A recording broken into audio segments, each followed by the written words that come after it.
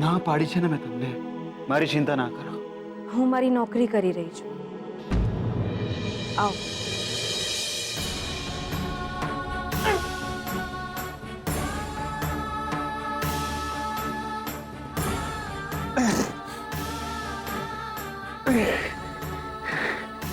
ના શ્રુતિબેન, આવું ના બોલો. તારા લીધે જ તો શોધનને માથેથી ઘાત ગઈ છે સ્વીટુ બેટા. ભગવાન તારું ભલું કરે.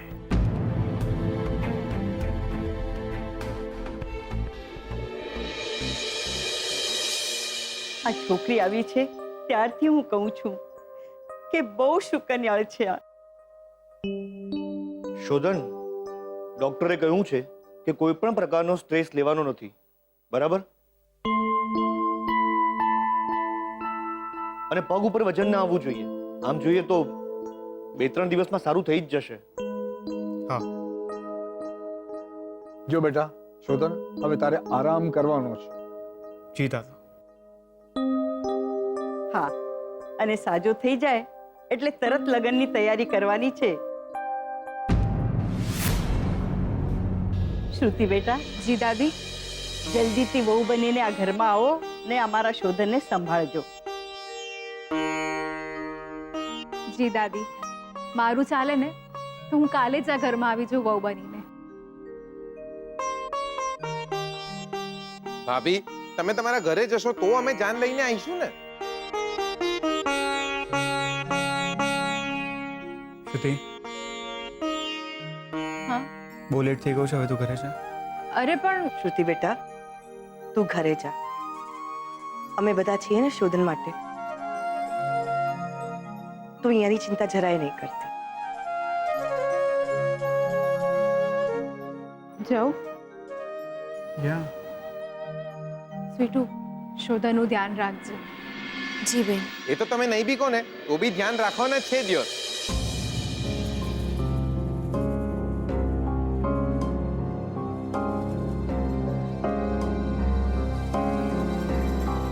એટલે બધાનું ધ્યાન રાખે એવા છે.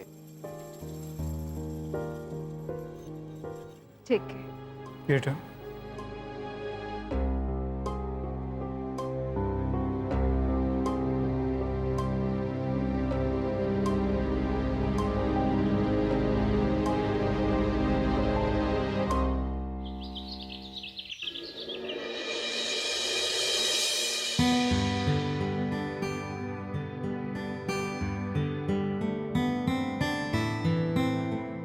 હાય ડેડ.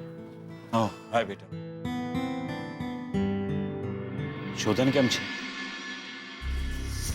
ઠીક છે હવે. તલવારનો ઘા સોયથી ગયો હોય એમ કહી શકાય. જો સ્વીટુ એને સમયસર ન બચાવી લીધો હોત તો કંઈ પણ થઈ શકત. Thank God. પણ થયું તો શું? શોધન પર કોઈ માણસ હુમલો શા માટે કરે? ડેડ, કોઈ પાગલ જેવો માણસ છે, રસ્તામાં ફર્યા કરતો હોય છે અને બધા પાસે જમવાનું ને પૈસા માંગતો હોય છે. જો કોઈ ના પાડે તો એની પર હુમલો કરતો હોય છે. આ સમાચાર મેં છાપામાં વાંચ્યા હતા. આજુબાજુના લોકો પણ એ માણસથી બહુ પરેશાન છે.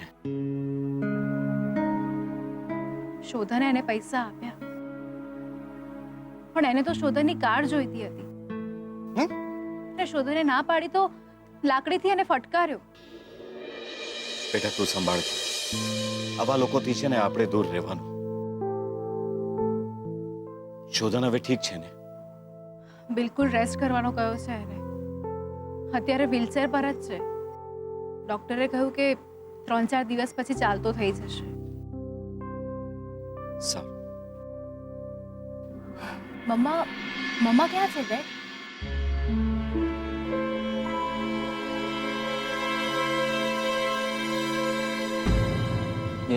શોધન મહેતાના વકીલ છો તમે? હા. મારે ખાલી એટલું જ જાણવું છે કે શોધન મહેતાની સાથે કાલે તમે કોર્ટમાં હતા. શોધન મહેતાનો કયો કેસ લડી રહ્યા છો તમે? આવો બેસો. No thanks. શું નામ છે તમારું? મારું નામ જાણવાથી મારો સવાલ નહીં બદલાઈ જાય. ઓ વકીલ છો તમે? પૈસાદાર છો. શોધન મહેતા એનો કેસ લડવાની જેટલી ફી તમને આપે છે ને એના 10 ગણા રૂપિયા આપીશું તમને. મારે ખાલી એટલું જાણવું છે કે શોધન મહેતાનો કયો કેસ ચાલી રહ્યો છે. કાલે તમે એની સાથે કોર્ટમાં હતા ને? જો બેન, હું તમને ઓળખતો નથી અને આમ પણ હું મારા ક્લાયન્ટની કોઈ પણ વિગત કોઈને ના આપી શકું. વિચારી લેજો. શોધન મહેતાનો કેસ લડવાની જેટલી ફીસ મળે છે ને એના 10 ગણા રૂપિયા બહુ મોટી રકમ છે. તો પણ ના. ઓકે, તમે નહીં કહો તો પણ મારે જે જાણવું છે તો હું જાણી જ લઈશ. કોર્ટમાં જઈશ, જજને મળીશ. શું છે કે હું થોડી જિદ્દી છું. કોઈ એક વાત અહીં બેસી જાય ને તો બહુ જલ્દીથી એને પડતી નથી મૂકતી. અને જે મારી વાત માને નહીં ને અને હું ભૂલતી નથી. ધમકી આપો છો? તમને શું લાગ્યું? શાયરી સંભળાવું છું હું? જુઓ તમે, હજી વિચારી લેજો. જો શોધન મહેતાના સિવિલ મેરેજનો કેસ લડતા હો ને તમે તો ચેતી જજો, નહીં તો બહુ પસ્તાવું પડશે. ના, શોધનના સિવિલ મેરેજનો કેસ હું નથી લડતો. અને નહીં, હું તમારાથી ડરી પણ નથી ગયો. મેં આજ સુધી મર્ડરના કેસો જ લડ્યા છે. અરે તમે તો પૈસા આપવાની વાત કરો છો બેન. મારી ઓફિસમાં અહીંયા લોકો બંદૂક લઈને આવે છે. આ તો તમે એક સ્ત્રી છો ને એટલે આટલું બધું સાંભળી લીધું. બાકી બુસ્કોટ પહેરતા હોઈએ ને તો બાયો ચડાવતા પણ આવડે. તમે કોણ છો અને શોધન માટે આટલી બધી શા માટે પૂછપરછ કરી રહ્યા છો એ મને નથી ખબર. પણ એક વાત ચોક્કસ કહીશ કે શોધનના સિવિલ મેરેજનો કોઈ કેસ હું નથી લડી રહ્યો.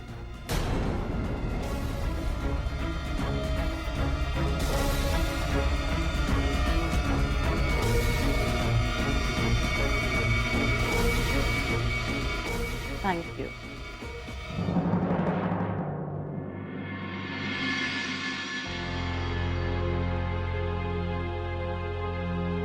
શોધન બેટા,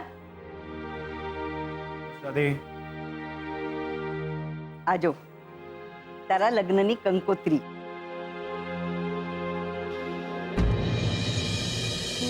અમે તો ક્યારની તૈયારીઓ શરૂ કરી દીધી હતી.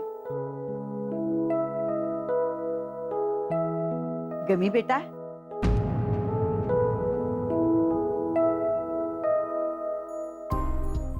ગમી ને દાદી?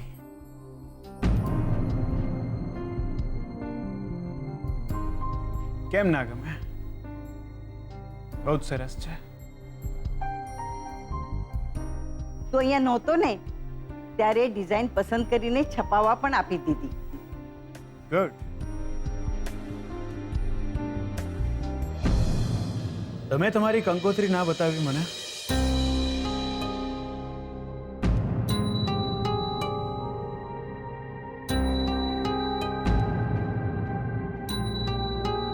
આજકાલ બહુ છુપાવવા લાગ્યા છો તમે, નહીં? એમાં છુપાવાનું શું દિયોર? એટલે તારી કંકોત્રીમાં તારું નામ છે, અમારી કંકોત્રીમાં અમારું નામ છે. કંકોત્રી કંકોત્રી હોય બકા. મારે તમારા નામ જ જોવા હતા. જોવા માંગતો હતો કે તમારા બંનેને નામ સાથે કેવા લાગે છે. એટલે બકા એમાં જોવાનું શું હોય? દિયોર અમને બંનેને સાથે જોઈ લે. કંકોત્રીમાં અમારા નામ બી અમારા જેવા જ લાગે છે.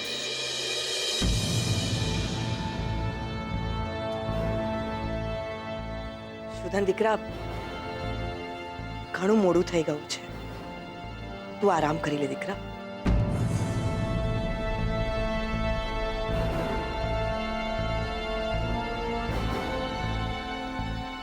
યા મોમ, ઘણું મોડું થઈ ગયું છે.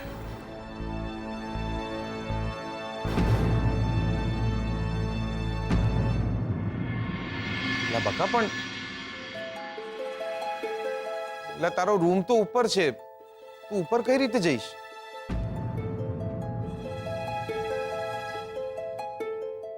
હા, આટલા પગથિયા. હું જતો રહીશ મોમ. ના ના,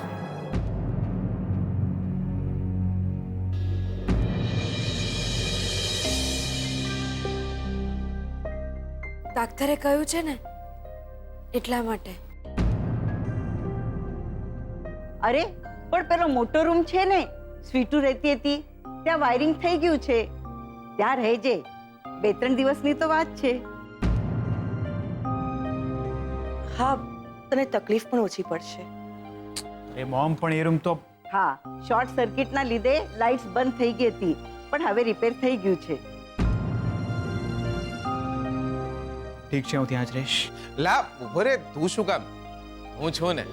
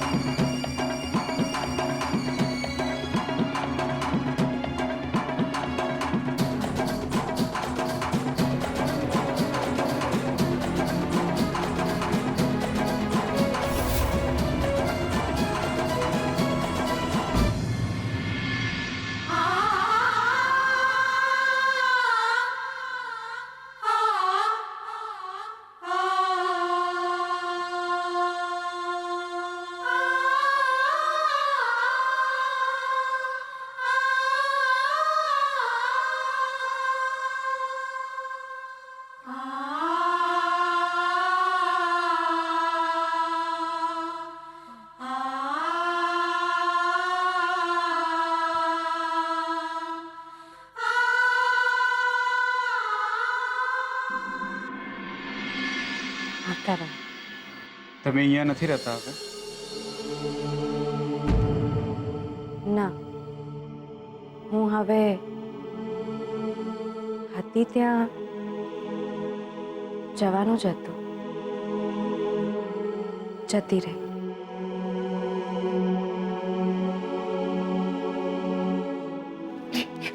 ના પાડી છે ને મેં તમને. મારી ચિંતા ના કરો. હું મારી નોકરી કરી રહી છું. આવો.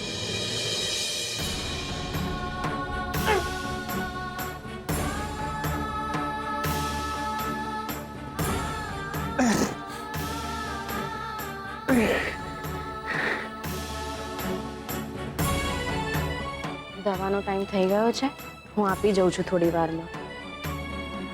નોકરી તો માણસ પૈસા માટે કરે છે. જી. તમે ફરીવાર મારો જીવ બચાવ્યો છે, એટલે આ ટાઈમ પગારમાં તમને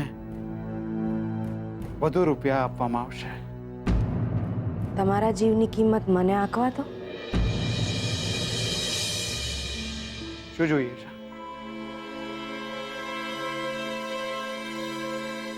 તમે લગન પાછા નહીં થયેલો. નિયત તારીખે જ તમારા લગ્ન થશે શ્રુતિબેન સાથે.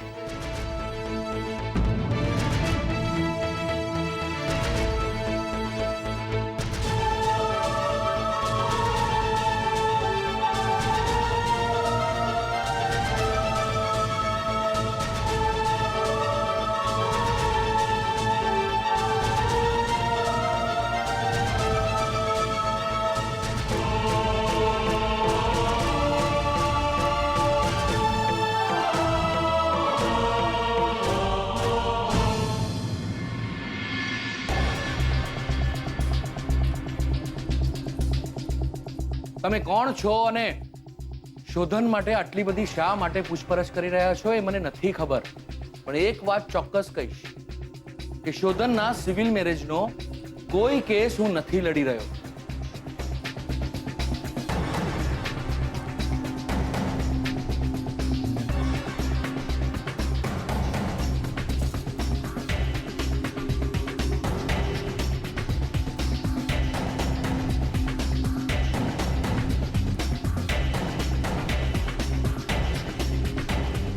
શું થયું? આજે હું શોધનના વકીલને મળી, વાત કરી મેં એમની સાથે, પણ એ કોર્ટમાં શોધનના સિવિલ મેરેજના કેસ માટે નહોતા ગયા. શોધનનું કોઈ બિઝનેસનું કામ હતું, એના માટે એ લોકો કોર્ટમાં ગયા હતા. ઓહો કલ્પના, હજી તું અહીંયા જ અટકી છે? કૈલાશ પંડિતજી, શું પંડિતજી? હા, શું પંડિતજી? કલ્પના, કુંડળી, નસીબ, આ બધી વાતો છે ને, બધી ધારણાઓ હોય છે. અમારા એક પંડિતજીએ મારી કુંડળી જોઈને કહ્યું હતું કે આ છોકરો પોતાના જીવનમાં કશું જ નહીં ઉકાળે. શું થયું? આજે હું સુખી છું. એટલે આ બધી વાતો છે ને ખોટી પણ પડી શકે છે. પણ સાચી પડી ગઈ તો? શ્રુતિના નસીબમાં સાચે જ બીજવાર હશે તો? શોધનની જિંદગીમાં સાચે જ કોઈ બીજી છોકરી હશે તો? હવે આનો જવાબ તો શોધન જ આપી શકે. પૂછીશ, હું શોધનને પૂછીશ. શું શોધનને પૂછીશ? હા? અરે કલ્પના, દીકરી આપવાની છે ઘરમાં. એ લોકો ભલે આપણને છોકરીવાળા ન ગણતા હોય, પણ એ છોકરાવાળા છે. શોધન શ્રુતિ સાથે લગ્ન કરવાનું છે, અને જો એને બીજી કોઈ છોકરી ગમતી હોત તો એ શ્રુતિ સાથે લગ્ન કરવાની હા શું કામ પાડે? કલ્પના, આ નવું જનરેશન છે. 100 વાર વિચાર કરીને એ લોકો હા પાડતા હોય છે, અને ના પાડવી હોય ને તો સગા બાપની પણ શરમ નથી રાખતા.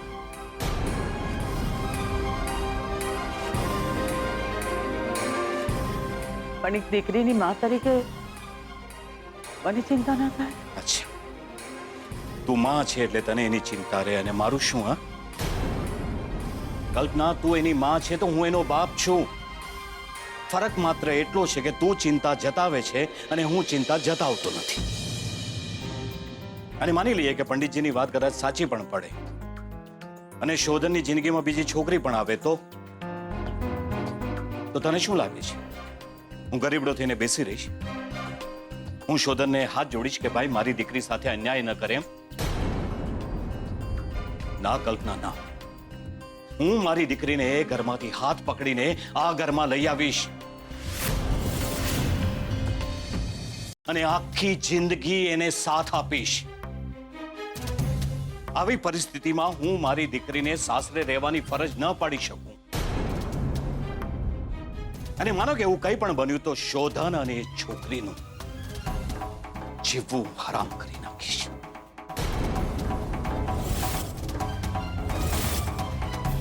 કલ્પના, શોધનના હજી લગ્ન નથી થયા, અને મને નથી લાગતું કે શ્રુતિ સાથે લગ્ન કરે એ પહેલા બીજી કોઈ છોકરી સાથે લગ્ન કરે. કારણ કે લગ્નની આડે હવે કેટલા દિવસ બાકી રહ્યા છે. એટલે તું ચિંતા નહીં કર, ટેન્શન નહીં લે. ધામધૂમથી લગ્ન કરવાના છે આપણે આપણી દીકરીના. આપણી શ્રુતિ કેટલી નસીબદાર છે કે એને ચિંતા કરવા વાળા આવા મા બાપ મળે છે. લક્ષ્મીનું વિચારું છું તો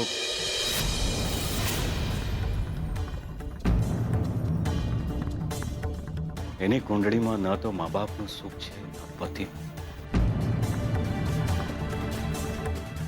તો સારું છે કે જીગર એની સાથે લગ્ન કરવા તૈયાર થયો છે. બાકી લક્ષ્મીની કુંડળીમાં પણ બીજવર જ કહેવાય.